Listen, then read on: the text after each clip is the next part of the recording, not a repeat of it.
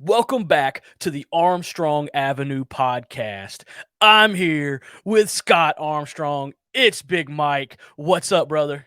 Big Mike, what's happening? Hello to all the listeners and people watching on YouTube. And just want to, hey, look, I want to take a minute and talk about that opening.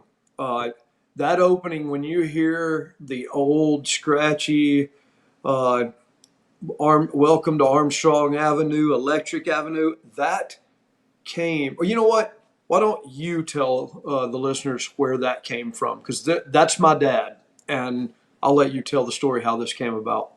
So, whenever we started discussing doing this podcast, I was like, okay, I need to sit down and find some stuff to talk to you about because I didn't really know much about your career outside of WWE. So I sat down, I put in YouTube looking for stuff, and then put in Armstrong Avenue.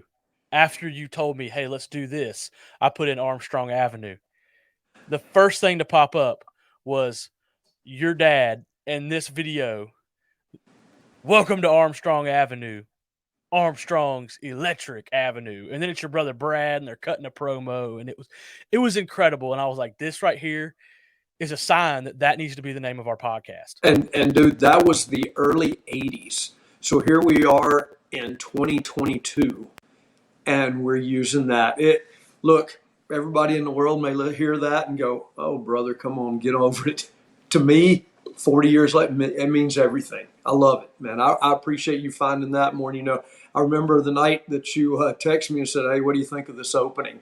And I literally sent it to my brother Brian immediately. Played it for my wife and kids, and my kids immediately went, "Oh my gosh, that's granddad." I said, "Yes, it is, man." So that means a lot to me, man. I do appreciate you finding that, and appreciate the fact that you're open to letting that open our show going forward from now on, man. It's awesome. But when I found it, I looked at my wife and I said, "Baby, you got to listen to this." And I played it for her, and then she goes, "Play that again." I played it again, and she was like, "That's crazy. That's the name of y'all's pod." I It, said, "Yes, it is." I said, it "This is needs to be the opening. We have to put this in the opening." So I cut it, got perfect. some music. I came in here in my studio here at the Big Mike household, and I did the other part of it, and said brought to you by Independent Wrestling Network, and I sent it to you. Said, "Hey, what do you think of this?" And I thought, you were going to be like, that's okay." But when you texted me and said, "I love this. This is amazing. That it's my father," and I think you said it almost made you cry. Yeah, yeah, Like, without a doubt, man. Because I hadn't heard that honestly, and I don't even know how long. And and with him, he hadn't been gone 2 years yet, so it was really out of the blue, man. I felt like it was the special touch for this podcast. I really appreciate it. oh man, and that's what I thought. I thought this would give it a little bit of a personal, and a lot of people love it. A lot of people do. And Uh, I'm glad you and your brother and your family love it. That means the oh yeah, world to me. oh it's awesome, man. I just wanted everybody that listens to our podcast to have a little backstory on, because I know they have to go, "What is that? How come they wouldn't clean that up and make it more, digitally perfect?" You know what I mean? But It it's it perfect the way it is, dude. it didn't need any editing at all. It just needed it to Nuts. stay the way it was. Amen. Amen. Well, I really appreciate that, man. I do. Well, I thank you. do. Well, before we get into the meat of what's been going on in your world and what happened over the weekend and your 4th of July, I want to ask you about the World Wrestling Entertainment Series, WES, correct? Yes. They Yes. just canceled their Nottingham, England July 9th show. Yes. I know you were supposed to go to one before that. What do you Yeah. know about that? Well, so look, I'll talk about the one that I was booked on originally, and um, it was going. Their first show was going to be in Dubai, and I had committed to it, and then the emperor, or I'm not. I apologize for not getting the exact uh, word right, but one of the big leaders of the country passed away, and so the country went into 40 days of mourning. Now that's nobody's fault. I mean that's a shame, and that happened. But the last thing they wanted to do was try to go in and, you know, put on a show while the country was in mourning. So they moved it to Nottingham, and I think it was just, you know, setting their sights really big, and then realizing, wait a minute, maybe we're in over our heads. And then they said, no, we're going to do it anyway. And then all of a sudden, it's the Queen's Jubilee. And so, kind of the same thing. I mean, not a death, but just that took all the emphasis in all of England, the Queen's Jubilee. And so they decided they would not run. And so the one that they canceled this week, I was not on. And from what I have heard, all the United States ring performers all got their money paid up front, even though they're not making a trip to England. I think Mojo Rawley is already over there.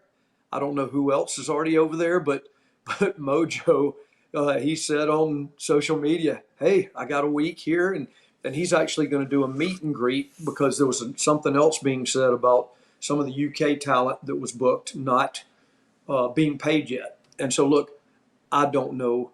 If I told you anything for sure, I'd be lying to you. So I can't.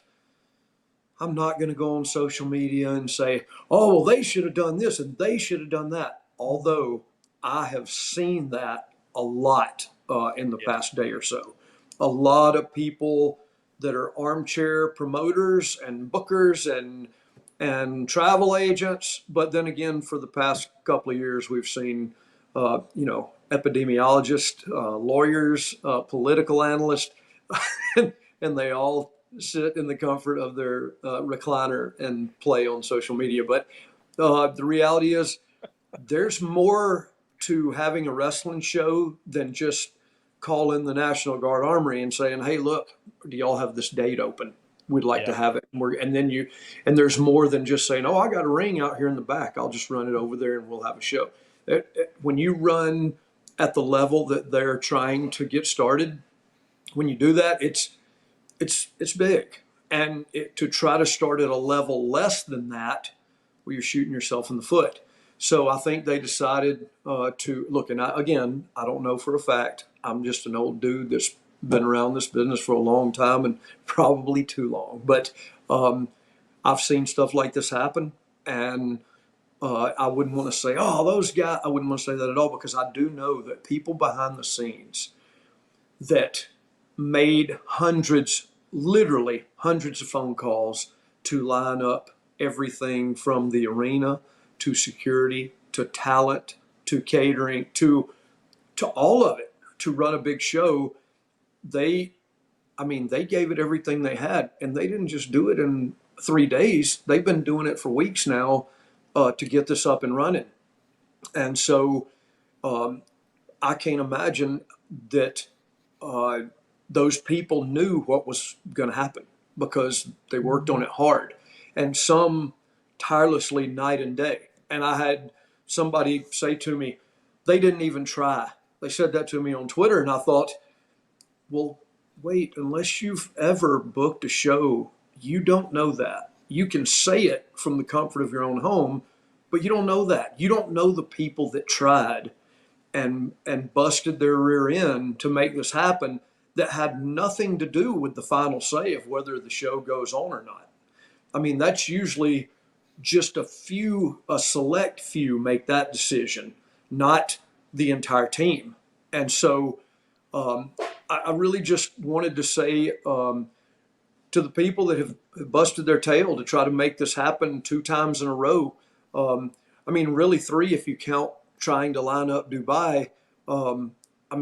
They've put a lot of effort into this, and they still don't have anything to show for it. And so that's got to be it's got to feel really defeating. And to those people, I just say, hey, look, this is a marathon. It's not a sprint. It's wrestling.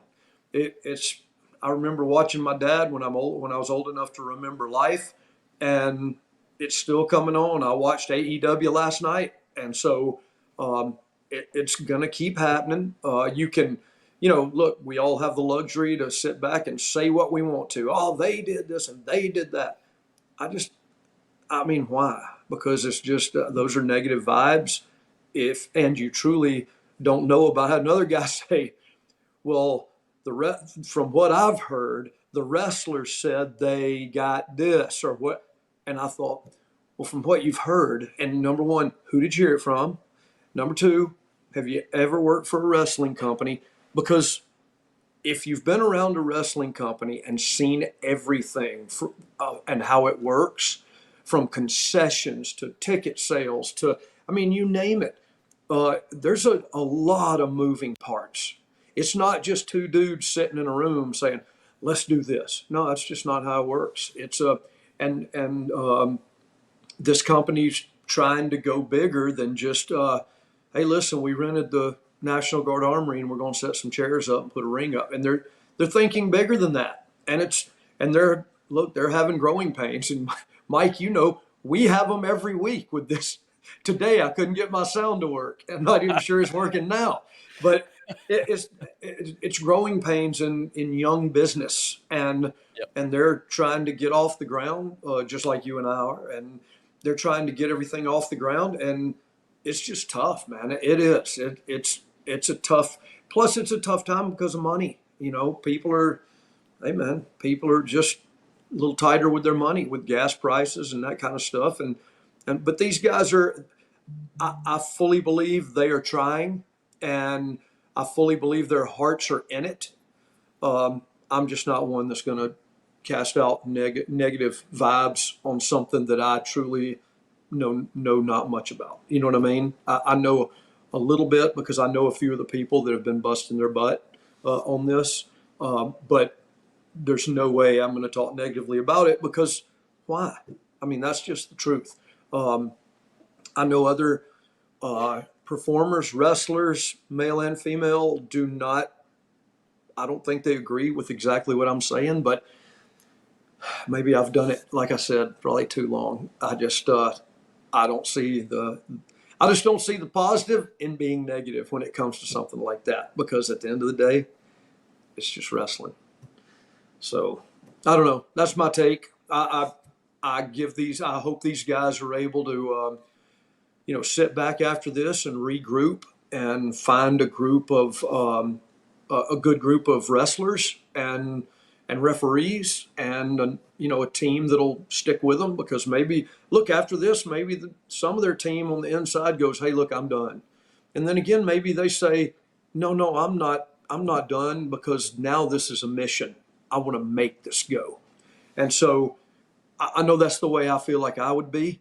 Is I want to. I know I have. If I thought I had negative vibes coming at me, I'd want to turn that around. And so I would Yeah. put on the best show ever and put it on pay per view, and I do everything I could to turn that around. And I feel like this team will too. I hope so for them anyway. But at the end of the day, I don't have a dog in the fight.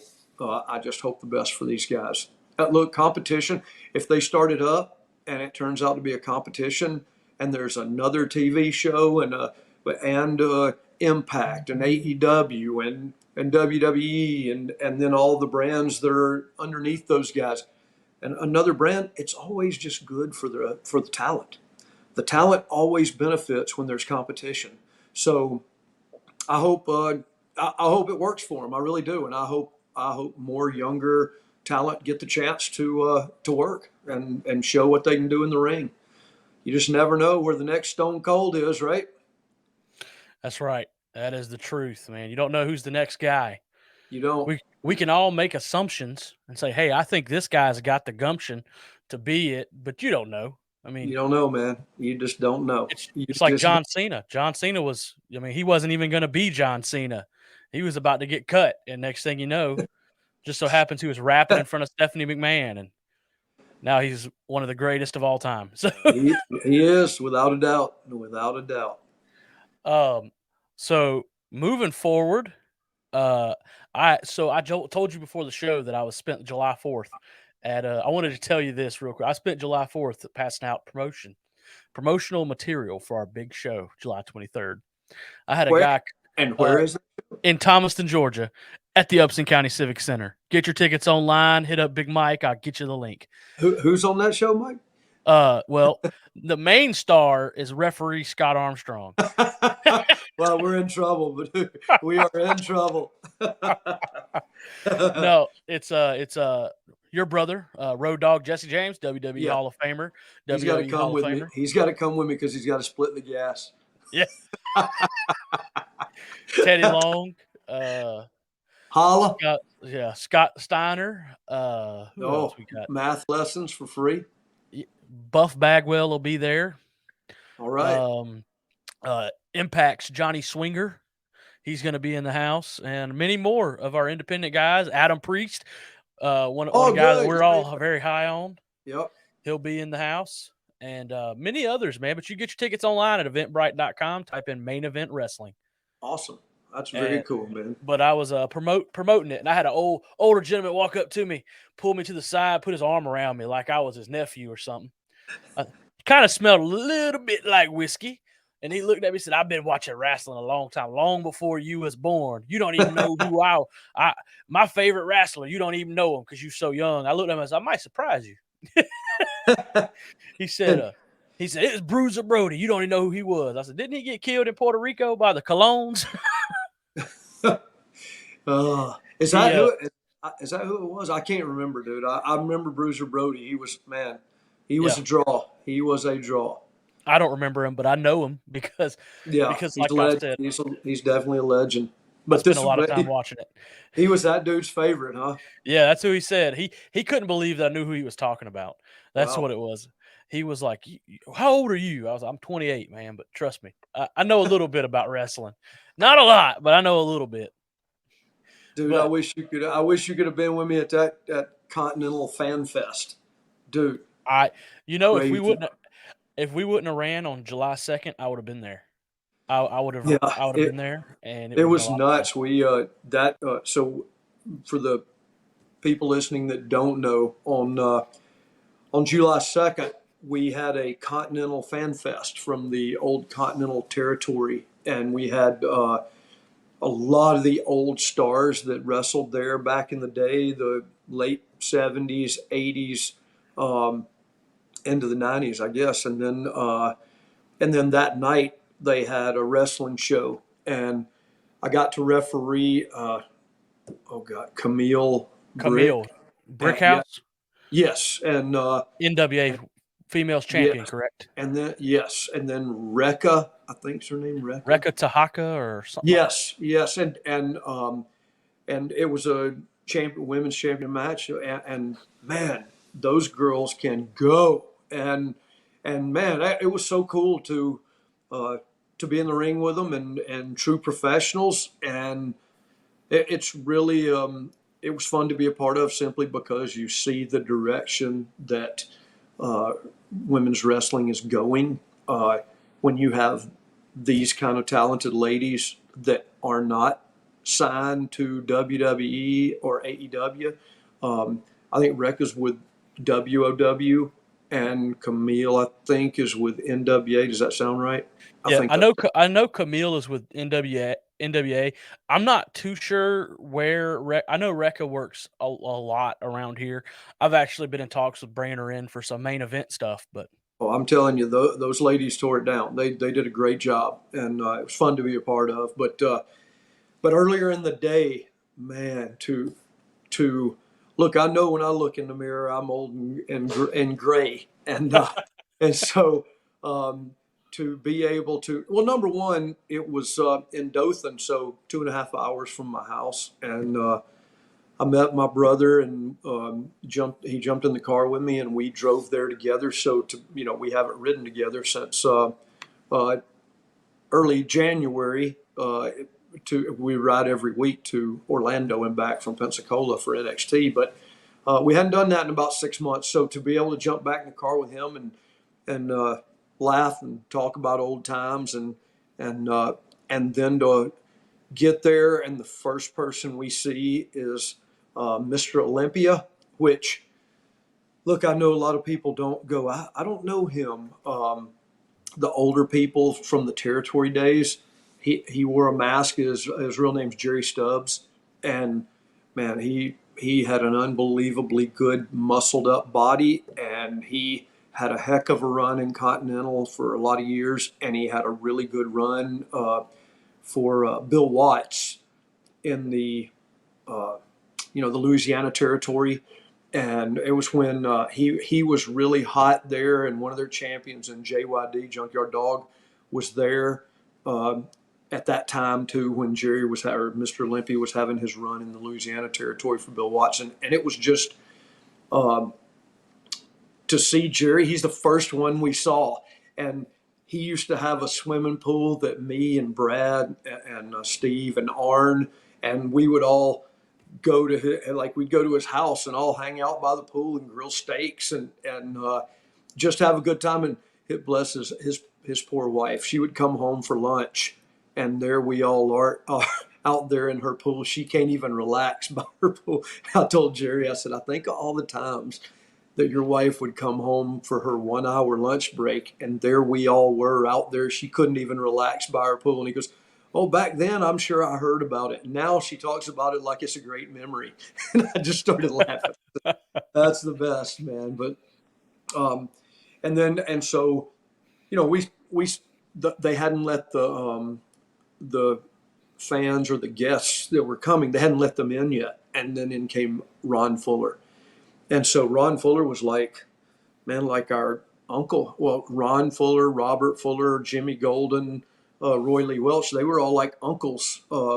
That's how long I've known them all since I was 13 or 14. So um, a long, long time. And they were always good to us, and they always treated us like we were a nephew. You know what I mean? It wasn't like, oh, those are Bob's boys, don't say anything. They'd say, boy, get your butt over here. You know what I mean? It was very, they were good men to us. And so Ron comes in, we shoot the breeze with him for a little while, and he just posted a picture this week after that of Brian and Road Dog and me and him. And you forget how tall Ron is. He's about 6'11", and he had a cowboy hat on. And so he's 7 feet tall, and there's me and little Brian. Brian's 6'4", and we just looked small standing next to him.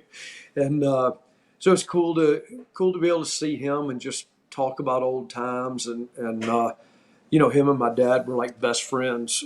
And so it was just really that was cool. That was really cool. It was cool to have those first few minutes to be able to talk to those dudes with nobody else around, just us. And look, I know you can do that on the phone. As you know, Mike, I'm not really a big phone guy. and, No, not at all. and so, but it was cool just to sit and talk and just relive the old glory days, man. That's what all old dudes want to do, right? Just talk about the old days. Yeah, Um, for sure.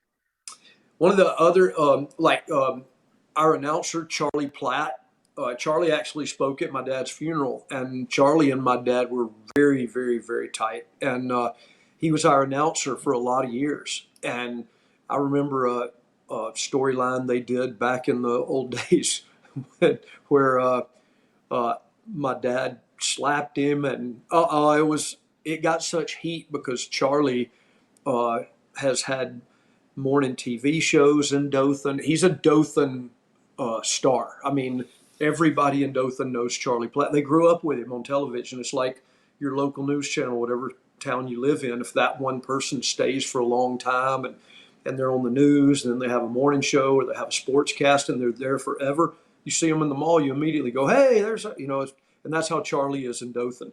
So when my dad slapped him, oh my gosh, man, he got such heat. And so it was cool to see Charlie and talk to him, and I hadn't seen him in a couple of years. And let's see who else. The original Lord Humongous. Do you remember Lord Humongous, Mike?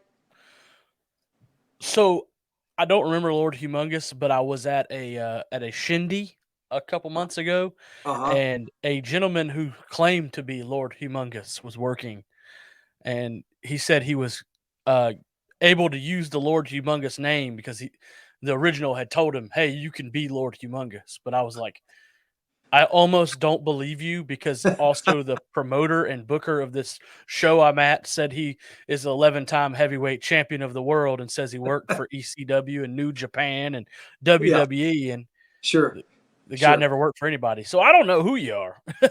I totally understand. Hey, today, I'll get back to the story in a second, but today I saw on social media somebody had a picture of, Joey Chestnut is the multi-time hot dog eating champion for the Coney Island hot dogs on July 4th every year. They have the big hot dog eat off or whatever they call it, and so Joey Jaws Chestnut actually has won just years in a row.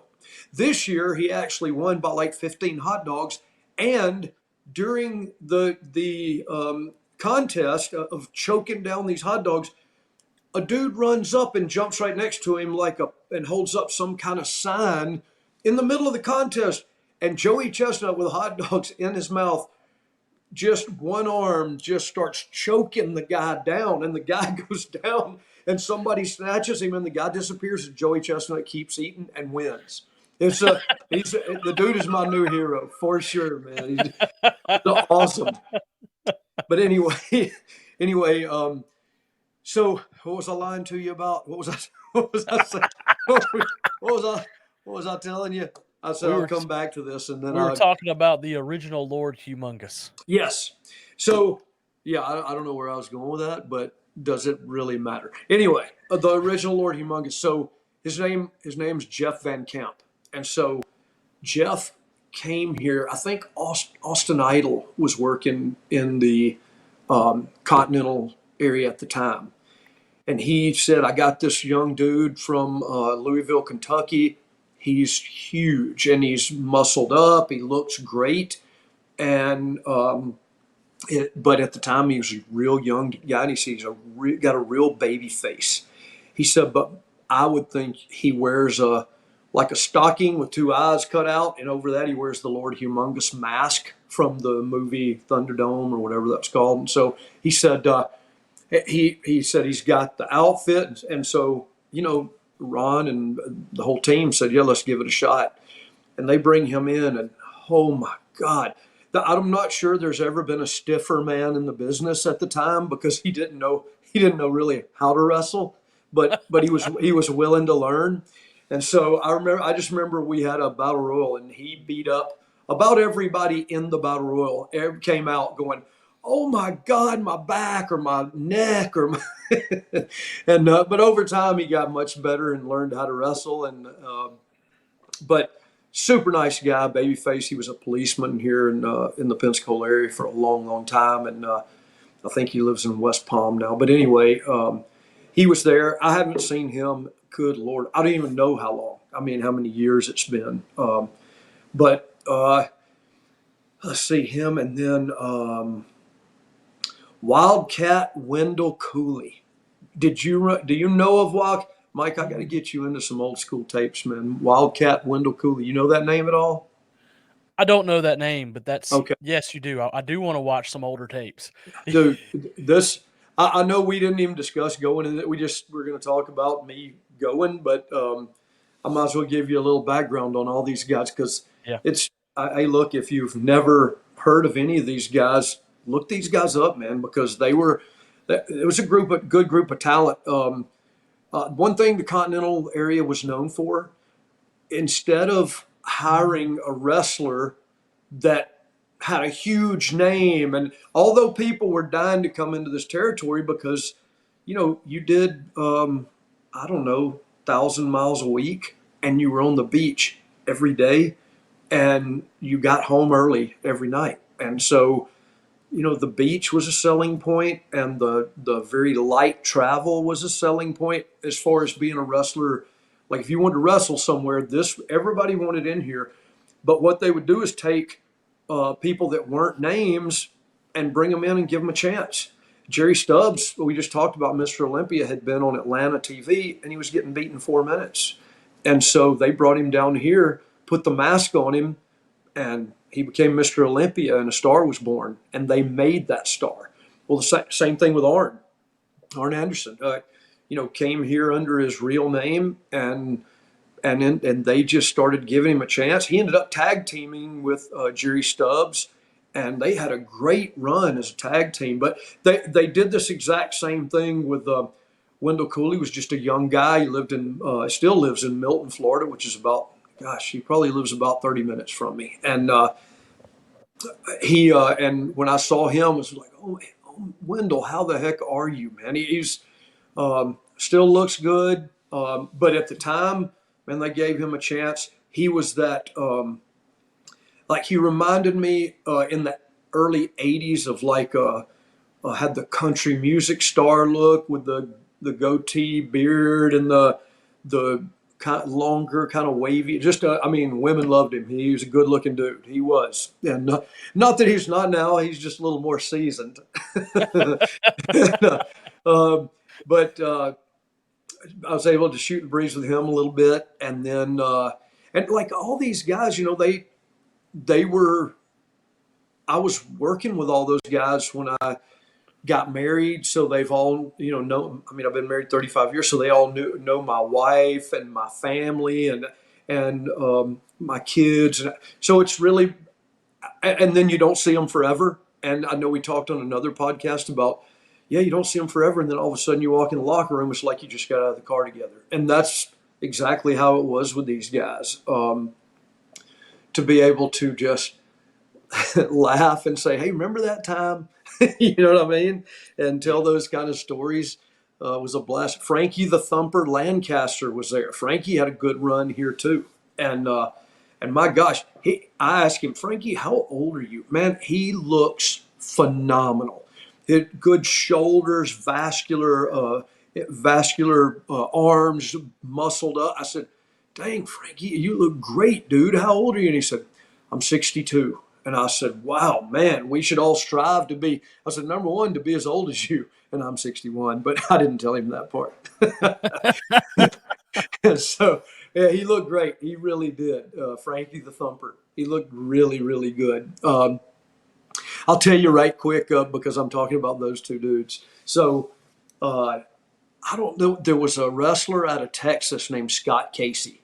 And Scott was kind of a bigger name when he came in here, and I think they were, using him to draw off of his Texas run he worked for the Von Erichs out there, and he had a pretty good name. And so, anyway, we had a show in Panama City. This is, mid '80s, and we had a show in Panama City, and so back in those days, we're all crammed into one locker room, all the baby faces, and so I would always get my wrestling gear on, but whatever I wore to the arena, I would take my socks off and poke them down into my tennis shoes, each tennis shoe. And then I'd get my wrestling gear on and go about my business and wrestle my match, come back, get a shower, and then get dressed. And so this one time, I remember it so vividly. I did all that. I came back, took a shower. I get ready to walk over to my shoes, and I noticed one of my socks kind of sticking out of the shoe. And I knew that's not the way I did it, but I thought, oh, well, maybe, I don't know. Maybe I kicked it. So I go ahead and get all ready to go, and I reach down and I pull the sock up, and it just keeps coming all the way up past my knee. Somebody had gotten a pair of scissors and cut off, they were like Sunday school socks is what I call them, black in there because I had on nicer pants. And so I immediately realized I've been ribbed. Somebody's ribbed me. I've been had here. Somebody cut out the feet on both of my socks. And so, number one, I'm a firm, anybody that knows me in the wrestling business will tell you, I am a firm believer of I will not ever touch your stuff. I'll never go into your bag. I'll never sit down in your chair without asking you.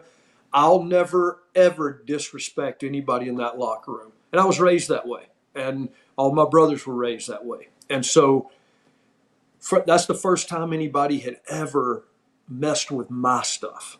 And I don't mess with nobody, but that's the first time anybody ever messed with my stuff. And so I quietly looked around the locker room, and nobody was even putting it over. Nobody's kind of giving me the second eye. I couldn't read anybody's face that somebody did that. And so I thought, you know what I'm going to do is I'm just going to put on, I'd always had an extra pair of shorts in my bag. And so I said, I'm just going to put those socks on and tuck them down. I'm going to put these shorts on and then put the socks on and tuck them down into my shoe like I'm wearing them, like I'm still wearing the socks. And I'll walk around and let everybody see me wearing these socks like this. And because whoever really did the rib knows that they cut the foot out of both those socks. And so I walked around for a few minutes and nobody really did anything. And then all of a sudden I saw Wendell Cooley, and I knew him and Frankie Lancaster rode together. And I see Wendell just look away real quick and start laughing and power walking away from me. And I thought, okay, that's who did it. And so, back in the day, I don't know, maybe they still sell this stuff, but like you walk into a Quickie Mart, Circle K, 7-Eleven, Tom Thumb, whatever you call them, when you're traveling on the road, and they sometimes back then they would have these little, now it's a little stand and it's right next to the cash register. And back then it would be, now it's like 5-Hour Energies or whatever. But back then it would be like itching powder or, magic trick chewing gum that turns your mouth color or whatever. So I'm paying, and I'm traveling with Johnny Rich, and I said, Johnny, this is itching powder. And he said, yes. You think it works? And he goes, oh, I don't know. And I said, here you go, ma'am. I'll take a couple of these itching powders too. And he said, okay. The lady said, okay. So the next night when Wendell was in the ring, he always wore blue jeans because he was, like I said, like a country music star guy. And so as soon as he went to the ring, I went and tied knots in the bottom of his blue jeans. And then I took one packet and dumped it in one leg and the other packet and dumped it in the other leg. And, and I left them tied up so that he would just think, oh, man, I got caught and he tied my pants up. Well, that's not really a big deal. And so I knew eventually he was going to put his pants on. And he came back after his match and he walked around with his towel around him. And I didn't know if he was ever going to put his pants on. And finally, Johnny goes, hey, Scott, let's go, man. We were done. So we get in the car. And I'm going, man, I really wanted to see him clawing his legs. And I had great visions of my, the retribution I was going to get from him cutting my socks out. And so the next day I see Frankie Lancaster. I said, Frankie, so what happened? And I said, he said, oh my God, Scott, Wendell clawed his legs. He said, through his blue jeans. We get halfway home. He had to get off the side of the road and take his jeans off.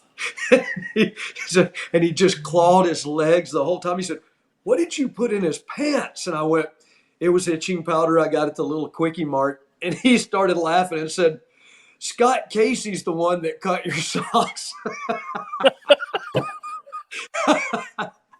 Oh God, I'll never forget that, man. I said, dang, Wendell, I'm sorry, man. He goes, but him and Scott Casey were big time buddies. And so Wendell got the comeback instead. The wrong guy got the comeback.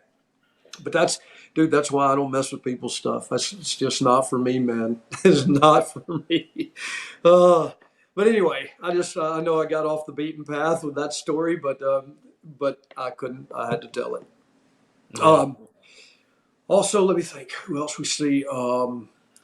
Roy Lee Welch. Roy Lee Welch was one of the 5 stockholders of the Continental show of the Office. He was one of the 5, and it was Ron Fuller, Robert Fuller, Jimmy Golden, Roy Lee Welch, and my dad. And my dad was the only one that was not a blood relative. And to see those dudes, all four of them at the Continental Fan Fest in Dothan, to see all four of those dudes, man, it brought back so many good memories. And I looked at Brian and I said, man, Dad would just want to be standing right there because they took pictures all together. And I said, man, Dad would want to be right there in the middle of that. He said, yes, and he would have made sure he was in the very middle. And but anyway, it was cool. It was cool to see that that even just that picture being taken because the wrestling history in that group, man. And but Roy Lee was like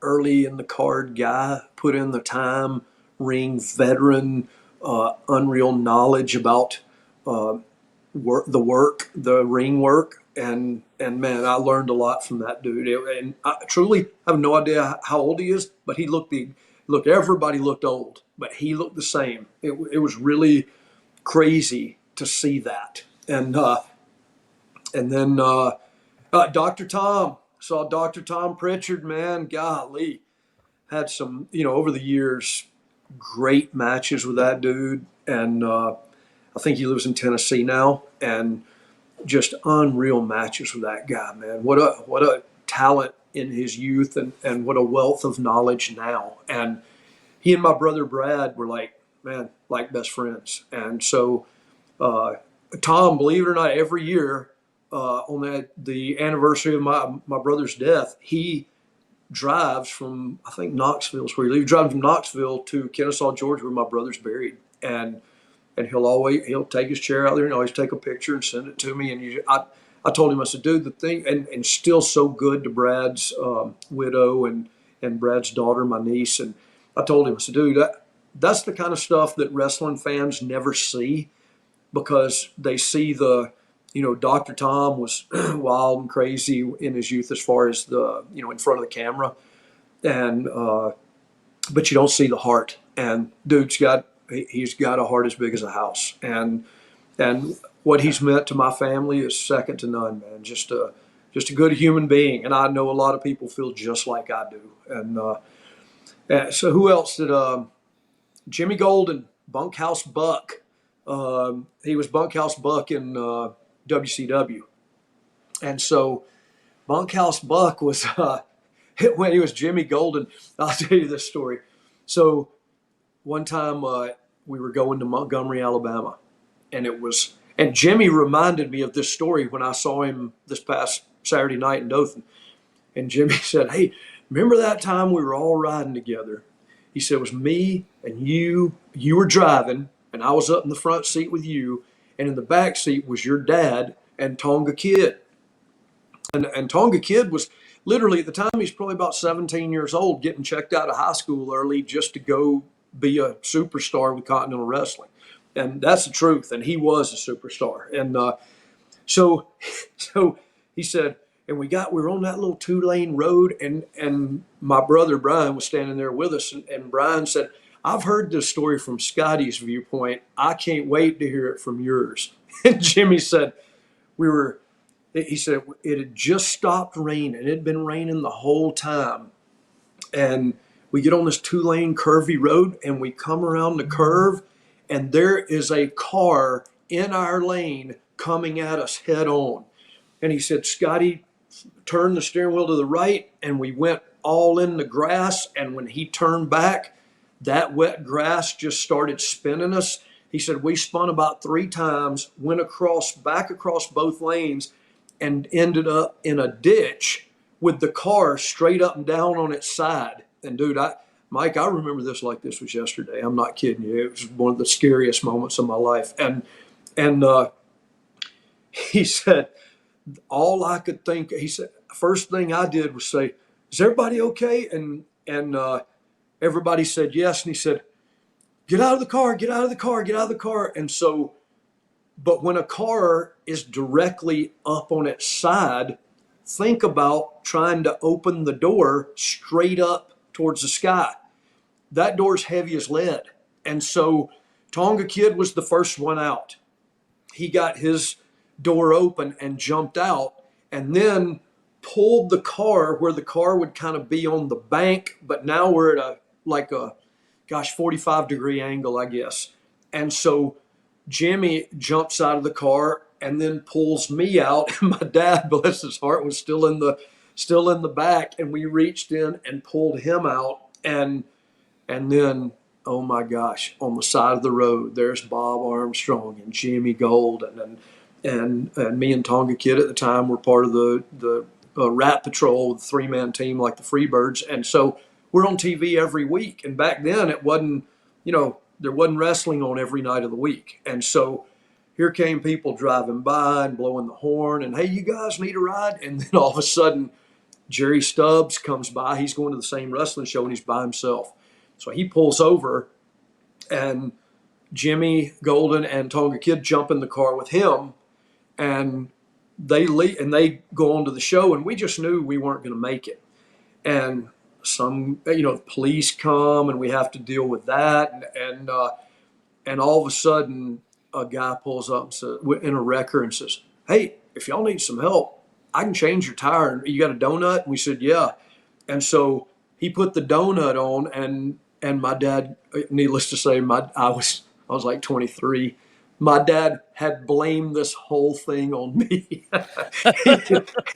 It was all my fault. And Jimmy went to him and said, "No, it wasn't Scotty's fault. That guy was in our lane. Scotty saved our lives."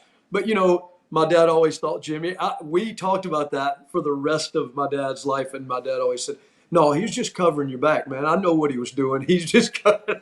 I said, "No, Dad." But anyway, Jimmy told the story. He said, I remember he said, "We're riding with Jerry, and we're about 10 minutes from the building going to the show. And all of a sudden, Scott and Bob go past us." He said, "I swear Bob's face was still red, and I swear he was still cussing Scotty." Oh man, yeah. I remember. I told Jimmy, I said, "Dude, I remember that like it just happened." And so Brian looked at him and said, "Well, I know Scotty's always told that story, and he's always said the guy was in y'all's lane, but I just thought he was covering his butt." And Jimmy said, "No, it's the truth, man." And I said, "See, Brian, that was 40 years ago, and we're still both telling the same story." But it was cool to talk to Jimmy and. I told another story too. I may have told it on this podcast. If I have, just stop me, Mike. Me and my brother Steve go into a show, and we're saying, "Hey man, you know what we could do in this match?" We knew we were wrestling Robert Fuller and Jimmy Golden. We know what we can do in this match. We could do this, this, and this, and you leapfrog him, and I'll do this and that. And so we're just brainstorming. Well, when we get to the building, in our minds, this is the best thing that's ever going to happen in pro wrestling. It's new, it's innovative. And so we get with Jimmy right before we go out and say, "Jimmy, we're going to try this." And Jimmy said, "Wait, let me make sure I got this, boys." And so we talk about it a little more. And he says, "Okay, great." And dude, we go into this spot, and me and Steve screw it up. And it ends up knocking Jimmy right flat of his back. And he just looks up at us and goes, "So that's the great spot you guys were talking about?" Right in the middle of the match. Dude, he was so embarrassed. And we talked about that too this week, about doing the stupid stuff that we thought was going to be great, and needless to say, was not. But just the whole Fuller family, Robert Fuller, man, it's hard to find in this day and time somebody that knew how to work the people, yet was so comical and so funny and easygoing, and you just couldn't wait to be around him. And that's kind of how it was this past Saturday in Dothan. Man, I couldn't wait to see him, and still so funny. And look, if I'm 61, he's got to be in his 70s. Jimmy said he was 71. And I think Jerry Stubbs was 71 or 2 or something like that. But man, still the same Robert Fuller, just comical and funny. And he said, "Hey boy, remember that time you got the hot tag and you came in and you started just standing in one place, just dancing?" and me and Jimmy were both in the ring with you. He said we was in a triangle, and me and Jimmy just started dancing exactly like you were. He said, and the people went crazy. I said, yeah, we didn't have to throw a bunch of punches and knock each other down a bunch of times. We just stand in the middle and dance. Oh man, I miss those days. It was a lot of fun, man. It was really really an honor to be a part of that. And also who was there that I had no idea was going to be there was Tony Atlas, and still got arms as big as a house, and just funny, and he was remembering old times because he had a little run with WWE when they brought back the ECW thing in 2006. Tony had a little run there too, and so and I think his run may have lasted a little bit, but because I remember we did some overseas tours that he was on, and we were on the bus together, and so we just talked about old time. That's all. Those things. That's what you do. And then so cool to see. I mean, we had fans that traveled 400 miles to come and just be a part of it because they remembered everybody, and they had moved away or whatever. And plus, friends and fans from Dothan area all around. I even had the Walmart where I live. The assistant manager has become a friend of mine, and he actually showed up. Him and a buddy of his, and he had grown up in this area with Continental Wrestling. And he said, man, when I'd seen him at Walmart and we talked about it, he said, I just wanted to come see all the dudes, man, and see have fun. And that's what it was, man. It was a lot of fun, and I hope in the future I get to be a part of stuff like that again. I know StarCast is coming up, and I'm trying to make arrangements to be a part of that. And I just don't have anything tied down yet. So if you have a table, holla at me. Book ScottArmstrong@gmail.com. Yeah, and if you're interested in bringing his co-host along, I will be in town. Yeah. Hey, listen, tell everybody about that, Mike. What's going on? So the details on that. July 29th is Friday night. We have Assembly Food Hall on in downtown Nashville. It's a rooftop bar. We're having a party cast for the road trip after hours with Mac Davis and Teddy Long, WWE Hall of Famer, Holla Playa. It's a free event, guys. It is totally free. SummerSlam weekend. Come out, enjoy yourselves. Big Mike's going to be there. I'll be signing autographs if you're interested. I have some 8x10s of me. That's an IWN production. This whole yes, it's brought to you by the Independent Wrestling Network, which is the network that also brings you this fabulous podcast. That's exactly right. Many thanks to the IWN people. So we're going to be there putting that together. We're going to be doing some filming there, trying to get Scotty to come hang out for a little bit with us that night. I'm looking for a free meal at the food hall. I'll get you a free meal, and we'll both drink waters together. Yeah, everybody else has a good time. Right. Nash Vegas, baby. It's gonna be a fun time. I hope everybody can come out and make it and enjoy it. There's a lot going on that weekend, man. Not only the WWE event, SummerSlam, but we've got our thing. StarCast 5 is happening. Yep. I tried to get a booth there. It was $800. Wait, what? $800? Yeah. Lord of mercy. So I think it's $700 for the booth, and then $200 extra per person you have at your booth. Wow. And I'd need 38 people with me to help pay for that. I just sat there thinking, I said, that's a lot of money. I don't know if a lot of people would be able to make the money back at the booth, like selling autographs or taking pictures. But it's the price you pay. I am working on some other events. I know Pensacola has a convention in 2023. Yeah, Pensacon. Every year, and it does really well too, man. Well, Scotty, we're gonna try to get me and you a booth down there. So okay, great. The travel expense will be very light for you, sir. Yes, I'll come pick you up. My favorite. Yeah, my favorite. That's awesome. But yeah, they also have the Ric Flair event, that Ric Flair's last match that weekend. Starcast weekend. Yeah, man. Yep. Yeah, it's Yep. going to be a lot going on. A lot going on. Looking forward to it.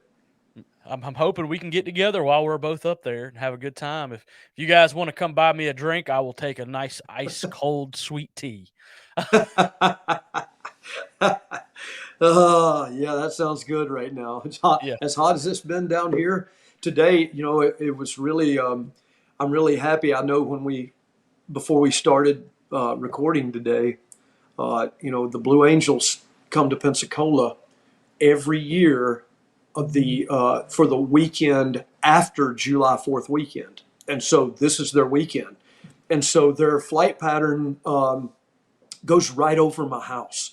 And I mean, it'll rattle my windows. And I know I told you, I said, hey, dude, if we at 2 o'clock they fly. So we cannot do a podcast until they're done. And then it had rained here all morning, and then all of a sudden it got beautiful blue skies, and then they started flying. I know when we first started talking, I said, hey man, this may mess up our podcast. So I'm really glad it didn't. But hey, listen, I will say this, Mike, this should drop Friday morning, correct? Which Yes. is It's tomorrow tomorrow. morning, July the 8th. And Yes. so, if that's the case, I want to shout out to anybody that's drivable.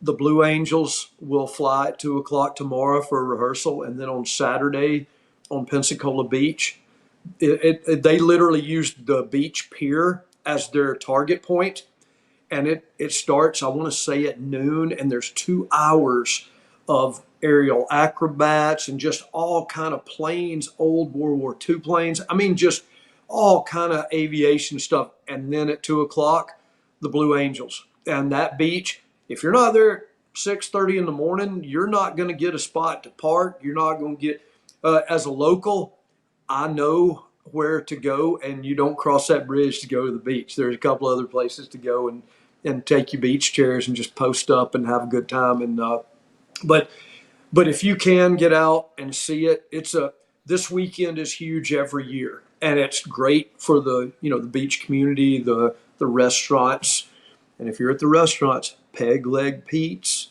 Sideline Sports Bar, um, uh, let's see, Redfish, Bluefish, I like that too. There's a Cafe Nola is, I mean, some of in this area you won't get any more authentic New Orleans food than Cafe Nola on Pensacola Beach.